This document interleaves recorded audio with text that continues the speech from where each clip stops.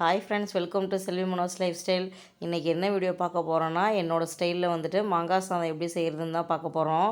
ரொம்ப ஈஸியாகவும் இருக்கும், டேஸ்ட்டாகவும் இருக்கும். அதுக்கு முன்னாடி இப்போ தான் நம்ம வீடியோ முதல்ல பார்க்குறீங்கன்னா மறக்காமல் சேனலை சப்ஸ்கிரைப் பண்ணுங்கள். பக்கத்தில் இருக்க பெல் ஐக்கானே கிளிக் பண்ணிக்கோங்க.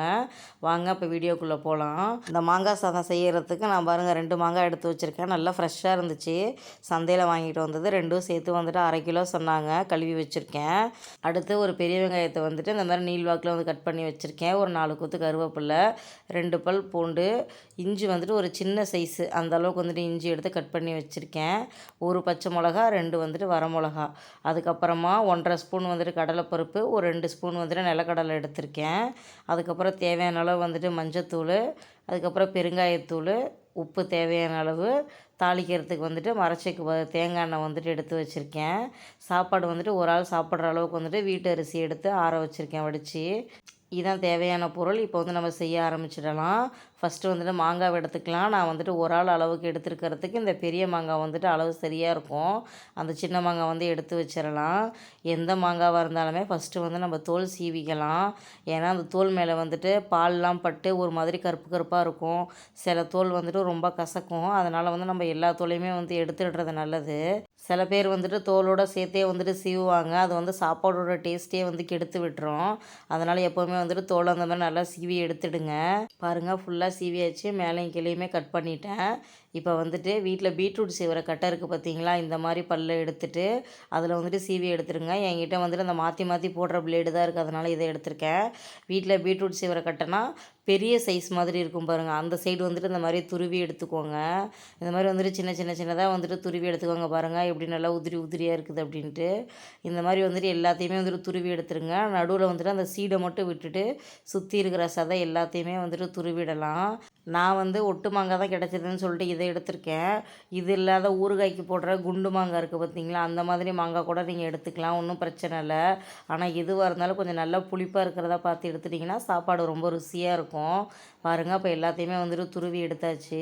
பாருங்கள், எனக்கு இவ்வளோ பெரிய விதை இருந்துச்சு. சுற்றி எல்லாத்தையும் நல்லா சுரண்டி எடுத்துட்டேன். இந்த மாதிரி ஃபுல்லாக க்ளீனாக வந்துட்டு எடுத்துடுங்க. இப்போ அதை வேறு பாத்திரத்துக்கு வந்துட்டு மாற்றிடலாம். மாங்காவை மட்டும் துருவிட்டோன்னா நமக்கு வந்துட்டு பெருசாக வேலை இருக்காது. ஒரு 1/4 மணி நேரத்துலேயே வந்துட்டு செஞ்சிடலாம். சாப்பாடு வடித்து ஆற வச்சுட்டா மட்டும் போதும். வாங்க இப்போ வந்துட்டு செய்ய ஆரம்பிச்சிடலாம். பாருங்கள், ஒரு வானல் வச்சுட்டு வானல் நல்லா காஞ்ச உடனே வந்துட்டு தாளிக்கிறதுக்கு வந்து தேங்காய் எண்ணெய் விட்டுக்கலாம் தேவையான அளவு. நீங்கள் உங்கள் வீட்டில் எந்த எண்ணெய் ரெகுலராக யூஸ் பண்ணுவீங்களோ அதே எண்ணெயை யூஸ் பண்ணிக்கோங்க. இப்போ எண்ணெய் நல்லா காஞ்ச உடனே கொஞ்சமாக வந்துட்டு கடுகு சேர்த்துக்கலாம். கடுகு வந்து லேசாக பொரியட்டும். இப்போ வந்துட்டு ஒரு 10 ஜீரகம் போல் வந்துட்டு எடுத்து சேர்த்துக்கலாம். அடுத்து பெருஞ்சீரகம் அதே மாதிரி ஒரு 10 சேர்த்துக்கலாம். இப்போ 3மே வந்துட்டு நல்லா பொரிஞ்ச உடனே நம்ம வெட்டி வச்சுருக்க வெங்காயத்தை வந்துட்டு உள்ளே சேர்த்துடலாம். எனக்கு வந்து எதுலேயுமே ஜீரகம் சோம்பு வந்துட்டு இருந்தால் ரொம்ப பிடிக்கும், அதனால் நான் வந்து சேர்த்துருக்கேன். உங்களுக்கு பிடிக்கலனா நீங்கள் ஸ்கிப் பண்ணிக்கோங்க. இப்போ நம்ம எடுத்து வச்சுருக்க அந்த 2 வரமிளகாயும் வந்துட்டு கிள்ளி சேர்த்துடலாம். வரமிளகா வந்து நம்ம சாப்பாட்டில் வந்துட்டு அப்பப்போ கடித்து சாப்பிடும்போது ரொம்ப நல்லாயிருக்கும், அதனால தான் வந்துட்டு சேர்க்குறோம். இப்போ நல்லா காரம் இல்லாத மாதிரி ஒரே ஒரு பச்சை மிளகாய் எடுத்து வந்துட்டு இந்த மாதிரி கீனி சேர்த்துக்கோங்க. கூடவே வந்துட்டு கருவேப்பிலை போட்டுக்கோங்க. என்கிட்ட கொஞ்சமாக இருந்ததுனால கொஞ்சமாக போட்டிருக்கேன். உங்கள் விருப்பம் போல் நீங்கள் நிறைய கருவேப்பிலை போட்டுக்கோங்க. இப்போ நம்ம துருவி வச்சுருந்த இஞ்சி, அதுக்கப்புறம் துருவி வச்சுருக்க பூண்டு, இது 2யுமே வந்துட்டு சேர்த்துடலாம். வெங்காயம் வந்துட்டு ரொம்ப வதங்கணும் அப்படிங்கிற அவசியம் இல்லை. ஒரு 3/4 பதத்தில் இருந்துச்சு அப்படின்னா நமக்கு சாப்பிடும்போது ரொம்ப நல்லாயிருக்கும். ஒரு மாதிரி க்ரன்ச்சியாக. ரொம்ப வந்துட்டு வதங்கிடுச்சுன்னா நல்லா இருக்காது. ஏன்னா மாங்காய் வந்துட்டு நல்லா வதக்கிடுவோம். அதனால் வெங்காயம் அங்கங்கே தெரிஞ்சுது அப்படின்னா ரொம்ப நல்லாயிருக்கும்.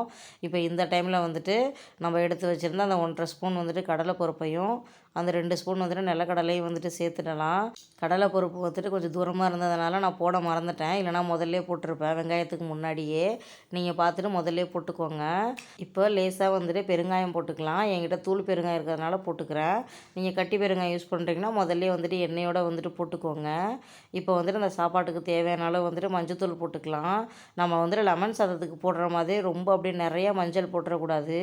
ஒரு லேசான மஞ்சள் கலர் இருந்துச்சுன்னா தான் மாங்காய் சாதம் வந்து பார்க்குறதுக்கு ரொம்ப நல்லாயிருக்கும். இப்போ சாப்பாட்டுக்கு தேவையான அளவு வந்துட்டு உப்பு சேர்த்துக்கலாம். நம்ம துருவி வச்சுருந்தா அந்த மாங்காயும் வந்துட்டு உள்ளே சேர்த்துடலாம். இப்போ மாங்காவோடு அது எல்லாத்தையும் நல்லா வந்துட்டு ஒன்று சேர வந்து கிளறி கொடுத்துர்லாம். பார்க்க தான் வந்துட்டு நிறைய இருக்கிற மாதிரி இருக்கும். நல்லா அனல் பட்டு பட்டு கீரை வந்து எப்படி நல்லா சுருண்டு வருதோ அந்த மாதிரி வந்து நல்லா அப்படியே சுண்டி வந்துடும். நம்ம தண்ணிலாம் வந்துட்டு எதுவுமே ஊற்ற தேவையில்ல. அந்த மாங்காயில் ஒரு லேசான ஈரம் இருக்கும் பார்த்தீங்களா, அதுலேயே வந்துட்டு நல்லா அப்படியே வந்துட்டு வெந்து நல்லா மசிஞ்சு வந்துடும். அந்தளவுக்கு வந்துட்டு மசியணும். லேசாக அப்படியே வானலில் வந்து ஒட்டி பிடிக்கிற மாதிரி இருக்கும். அதுதான் வந்துட்டு கரெக்டான பதம். சில பேர் வந்துட்டு மாங்காய் வந்து பேஸ்ட்டு மாதிரி அப்படியே மிக்சியில் அரைச்சி புளிக்குழம்பு தாளிக்கிற மாதிரி தாளிக்கிறாங்க. அந்த மாதிரி செய்யாமல் இந்த மாதிரி துருவி சேர்த்து வெங்காயத்தை நீள்வாக்கில் வெட்டி செஞ்சால் தான் நல்லா வந்துட்டு டேஸ்ட்டாக இருக்கும். பாருங்கள் மாங்காய் வந்துட்டு எந்த அளவுக்கு சுருண்டு வந்திருக்கு அப்படின்ட்டு. இந்த டைமில் வந்து நம்ம வடித்து ஆற வச்சுருக்கிற அந்த சாதத்தை வந்துட்டு உள்ளே சேர்த்துக்கலாம். இது வந்துட்டு நான் ஒரு ஆள் வந்துட்டு சாப்பிட்ற அளவு வந்து எடுத்திருக்கேன். நீங்கள் அளவு அதிகப்படுத்துகிறீங்கன்னா அதே மாதிரி 2 மாங்காய், பருப்பு, வரமிளகா ஒரு 4ன்னு சொல்லிட்டு அப்படியே எல்லாத்தையும் வந்து கூட்டிக்கோங்க அளவுக்கு ஏற்ற மாதிரி. இப்போ இது எல்லாத்தையும் வந்துட்டு நல்லா வந்துட்டு கிளறி கொடுத்துருங்க. உப்பு வந்துட்டு இடையில செக் பண்ணிக்கோங்க. இந்த டைமில் வந்துட்டு நம்ம வெட்டி வச்சுருந்தா அந்த கொத்தமல்லியை வந்துட்டு உள்ளே சேர்த்துடலாம். சேர்த்துட்டு எல்லாத்தையும் ஒன்று சேர வந்து கிளறி கொடுத்தோம் அப்படின்னா சூப்பரான வந்துட்டு மாங்காய் சாதம் ரெடி ஆகிடும். பாருங்கள் அங்கங்கே நிலக்கடலை பருப்பு, லேசான வந்து மஞ்சள் கலர், ரொம்ப சூப்பராக இருக்கும். நீங்கள் இதே மாதிரி செஞ்சு பார்த்தீங்கன்னா கரெக்டான அளவில். எனக்கு வந்து நல்ல புளிப்பாக இருந்தால் தான் பிடிக்கும் சாதம். நீங்கள் லஞ்ச் பாக்ஸுக்கெல்லாம் கொடுக்குறீங்கன்னா கொஞ்சம் புளிப்பு தூக்கலாக செஞ்சிங்கன்னா அது லஞ்ச் டைமில் சாப்பிட்றதுக்கு ரொம்ப கரெக்டாக இருக்கும். இல்லை நீங்கள் அப்போவே சாப்பிட்றீங்கன்னா லேசான புளிப்பு போட்டு உடனே செஞ்சு சாப்பிடுங்க. எனக்கு வந்து தொட்டுக்கிறதுக்கு பூண்டு ஊறுகாய் தான் இருக்குது, நான் சாப்பிட்டுக்கிறேன். இதுக்கு தொட்டுக்க நீங்கள் உருளைக்கிழங்கு பொரியல், கத்திரிக்காய், முருங்கைக்காய் நீங்கள் எந்த பொரியல் வேணாலும் வச்சு சாப்பிட்லாம். ரொம்ப சூப்பராக இருக்கும். பாருங்கள் எவ்வளோ அழகாக இருக்குது அப்படின்ட்டு. இதே மெஷர்மெண்ட்டில் நீங்களும் செஞ்சு பார்த்துட்டு எப்படி இருக்குன்னு சொல்லுங்கள். இந்த வீடியோ உங்களுக்கு பிடிச்சிருந்துச்சுன்னா லைக் பண்ணுங்கள், ஷேர் பண்ணுங்கள், சப்ஸ்கிரைப் பண்ணுங்கள்.